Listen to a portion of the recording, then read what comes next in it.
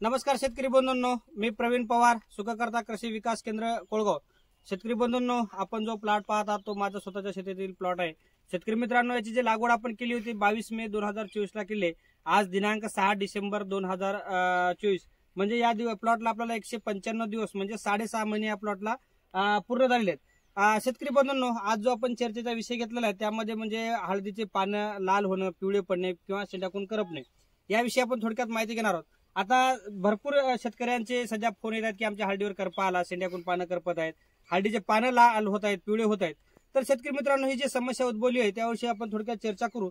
शेतकरी बंधूंनो, ही जे प्रॉब्लेम झाला आहे ते बहुसंख्य हळदीवर तर अन्नद्रव्याच्या कमतरतेमुळे झालेला आहे। आणि दुसरी मेजर समस्या म्हणजे शेतकरी मित्रांनो, तर आपली जे महाराष्ट्रामध्ये गेले एक महिनाभर मोठ्या प्रमाणामध्ये जी थंडी पडली होती अति प्रमाणामध्ये, त्या थंडीचा सुद्धा साईड इफेक्ट आपल्या प्लॉटवर झालाय।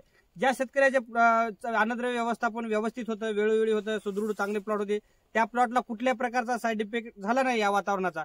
पण ज्या शेतकऱ्याचं नियोजन बरोबर नव्हतं किंवा अन्नद्रव्याची कमतरता होती किंवा ज्या पिकाला जमिनीतून मुळ्याचं द्वारे अन्नद्रव्य होते त्याचा अपटेक कमी होतं, अशा प्लॉट मध्ये मेजर प्रॉब्लेम झाला म्हणजे हळदीचे पानं करपणे। आता शेतकरी बंधूंनो, हे जे पानं आहेत असे शेंड्याचे करपलेले, त्याचे दोन कारण आहेत शेतकरी मित्रांनो। आता आपल्या झाडाला शेंगा पोसत आहेत चांगल्या प्रकारे, तर आपल्या जमिनीतून न्यूट्रिशन कमी पडाल्याच्या नंतर या पानातला अर्क थोडस आपल्या शेंगाला जाण्यासाठी जातो आणि त्यामुळे खालून पानाला येण्या अन्नद्रव्याची जी कमतरता आहे ते कमी असते, म्हणजे न्यूट्रिशनचा अपटेक कमी होते पानाकडे आणि त्यामुळे आपल्याला पानाला अन्नद्रव्य कमी पडल्यामुळे करपतात, धुई धुक्यामुळे करपतात। आणि सगळ्यात महत्वाची गोष्ट म्हणजे शेंड्याकडला पानाचा भाग जो आहे ते थंडीच्या धुईच्या संपर्कात आल्यामुळे ते पानं करपणं साहजिक आहे। तर शेतकरी मित्रांनो, हा कुठलाही करपा नाही, याच्यावर कुठल्या प्रकारची तुम्हाला फवारणी करण्याची गरज नाही। फवारणी करून तुम्ही खर्च वाढू नका।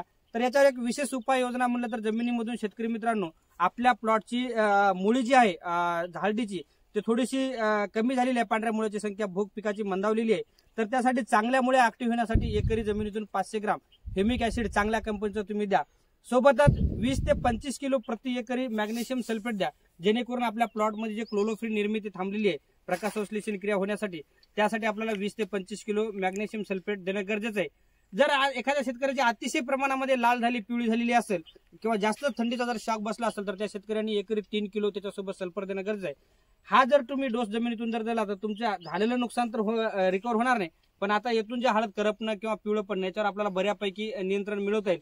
तर सर्व शेतकरी बंधूंनो, हा कुठल्या प्रकारचा करपा रोग नसते वेळेस आपल्या पिकाला अन्नद्रव्याची पडत असलेली कमतरता किंवा वातावरणातला जो अतिशय प्रमाणामध्ये जे थंडी आहे त्याचा शॉक बसलेला आहे, तर ज्या शेतकऱ्याला प्रॉब्लेम झाले त्यांनी 500 ग्राम ह्युमिक ऍसिड, 20 ते 25 किलो मॅग्नेशियम सल्फेट आणि अतिशय जास्त प्रमाणात खराब होत असेल तर 3 किलो सल्फर 90% किंवा 80% मधले हा डोस जमिनीतून ड्रिपनं द्या आणि व्यवस्थित असं नियोजन करा, जेणेकरून आपला प्लॉट खराब होणार नाही। धन्यवाद।